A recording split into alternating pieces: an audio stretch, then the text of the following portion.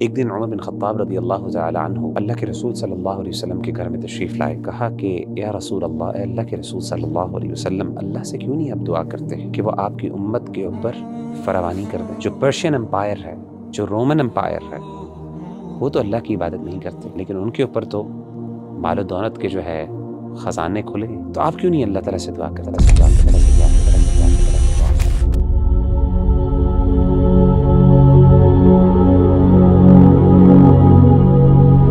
وغیرہ بھائی نوجوان جو ہیں آج کل کے، ان کے ذہن میں ایک بات آتی ہے کہ اگر یہ دین کی طرف آ جائیں گے تو ان کی ساری مشکلات حل ہو جائیں گی. اور نارملی اوبیسلی دین میں ہمیں اس چیز کا درس دیتا ہے، اگر آپ اللہ کی طرف آ جاتے ہیں اور نبی کریم صلی اللہ علیہ وآلہ وسلم کے مطابق زندگی گزارتے ہیں تو اللہ سبحانہ و تعالیٰ آپ کے لیے آسانی پیدا کرتے ہیں. لیکن ایک آبزرویشن ہے اور لوگوں کی طرف سے ایک شکایت بھی سمجھ لیں کہ جب وہ دین کی طرف آتے ہیں تو یہ معاملہ تھوڑا الٹ ہو جاتا ہے کہ ان کے گھر والے، ان کے آس پاس والے ان کے لیے تکلیفیں پیدا کرتے ہیں، ان کے لیے پریشانیاں پیدا کرتے ہیں.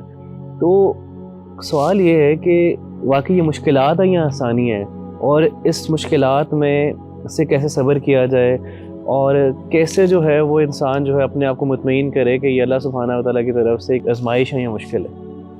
دیکھیں ربی بھائی، دین کی طرف آنے کا مطلب اگر یہ ہو کہ دنیا کی زندگی آسان ہو جائے گی میرے لیے، تو اللہ تعالیٰ پھر اپنے مسلمان اور مومن بندوں کے لیے یہ دنیا جنت بنا دیتے.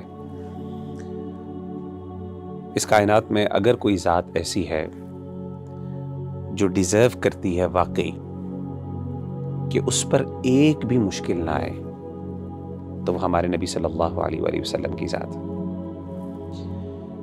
کیونکہ آپ صلی اللہ علیہ وسلم نے جو اس امت کے لیے قربانیاں دیں، آپ صلی اللہ علیہ وسلم کا جو اللہ سے تعلق ہے وہ کسی اور کا نہیں.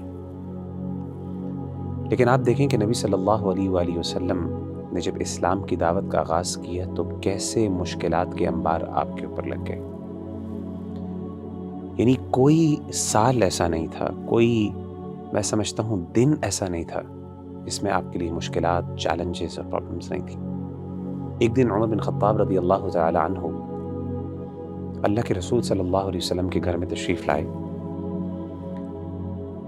اور آپ کہتے ہیں کہ میں نے دیکھا گھر کے اندر سوائے 3 چمڑے کی چادروں کے اور کچھ نہیں تھا. سبحان اللہ. 3 لیدر شیٹس تھیں بس، اور کچھ بھی نہیں تھا. اور آپ صلی اللہ علیہ وسلم ٹیک لگائے ہوئے تھے تکیے پر، اور اس کا نشان آپ صلی اللہ علیہ وسلم کے جسم مبارک کے اوپر نظر آ رہا تھا. یعنی تکیہ بھی کوئی کمفرٹیبل نہیں تھا.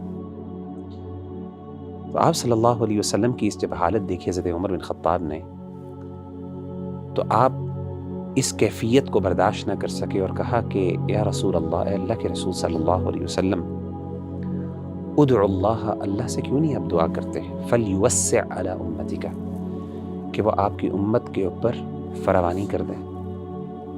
فإن فارس والروم لا يعبدون اللہ، جو پرشین امپائر ہے، جو رومن امپائر ہے، وہ تو اللہ کی عبادت نہیں کرتے.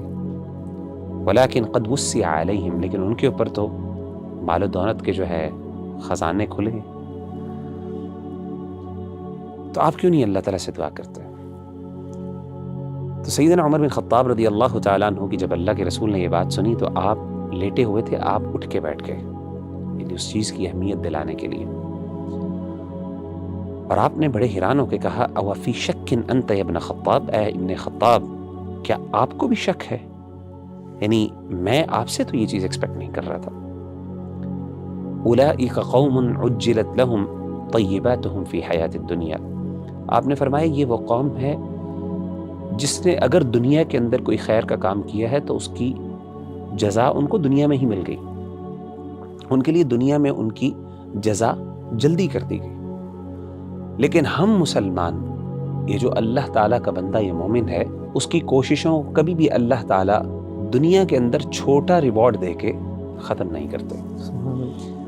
اور یہ چیز نبی صلی اللہ علیہ وسلم کی صرف سچویشن یا کنڈیشن نہیں تھی، بلکہ آپ صلی اللہ علیہ وسلم کے لیے جسمانی طور پہ بھی تکلیف دوسروں کی نسبت زیادہ ہوتی تھی. سیدنا عبداللہ بن مسعود رضی اللہ تعالیٰ عنہ فرماتے ہیں، ذکر کرتے ہیں کہ جب اللہ کے رسول صلی اللہ علیہ وسلم اپنی آخری بیماری میں تھے اور آپ دنیا سے رخصت ہوئے، تو آپ کہتے ہیں کہ میں آپ صلی اللہ علیہ وسلم کے پاس گیا آپ کی عیادت کرنے کے لیے، تو میں نے آپ کی تکلیف کو دیکھا، مجھے بڑی تکلیف ہوئی اس کی، اور مجھ سے رہا نہیں گیا، اور میں نے کہا کہ یا رسول اللہ انک لتوعک وعکا شدیدا، کہ اللہ کے رسول صلی اللہ علیہ وسلم آپ کو تو اتنا سخت بخار ہے، مطلب میں نے کبھی اتنا سخت بخار دیکھا نہیں۔ تو آپ صلی اللہ علیہ وسلم نے کہا کہ اے عبداللہ، واقعی مجھے جتنا تم میں سے ایک شخص کو بخار اور تکلیف ہوتی ہے جسمانی طور پہ، مجھے ڈبل ہوتی ہے۔ اور آپ نے پوچھا عبداللہ تمہیں پتہ ہے کہ کیوں ایسا ہے؟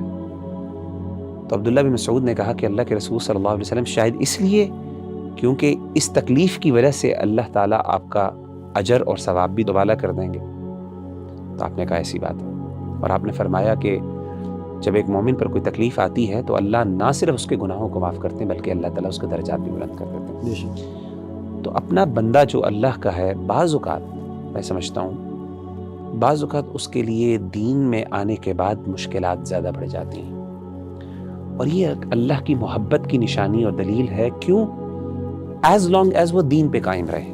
ہاں، اگر وہ دین سے دور ہو جاتا ہے تو پھر ممکن ہے کہ وہ اللہ کی طرف سے سزا بھی ہو، لیکن اگر وہ دین پہ قائم ہے، اپنے رب کو راضی کرنے کی جستجو اور کوشش کر رہا ہے، اور اس کے لیے مشکلات پیدا ہو رہی ہیں، یہ تو انبیاء کی سنت ہے، یہی تو انبیاء کا کام تھا۔ قرآن مجید میں اللہ تعالیٰ کیا کہتے ہیں؟ وَتَوَاصَوْا بِالْحَقِّ وَتَوَاصَوْا بِالصَّبْرِ۔ جب آپ حق پہ چلیں گے، اس کی تلقین کریں گے، تو اس کے ساتھ صبر تو کرنا پڑے گا۔ تو میں سمجھتا ہوں کہ یہ اللہ تعالیٰ کی طرف سے حکمت ہے، اور کئی دفعہ یہ اللہ کی طرف سے انعام ہوتا ہے۔ انسان کو چاہیے کہ وہ اس پہ صبر کرے، جب وہ صبر کرے گا تو اس کے لیے خیر ہی خیر ہوگی۔ اللہ تعالیٰ ہم سب کو عمل کرنے کی توفیق عطا فرمائے۔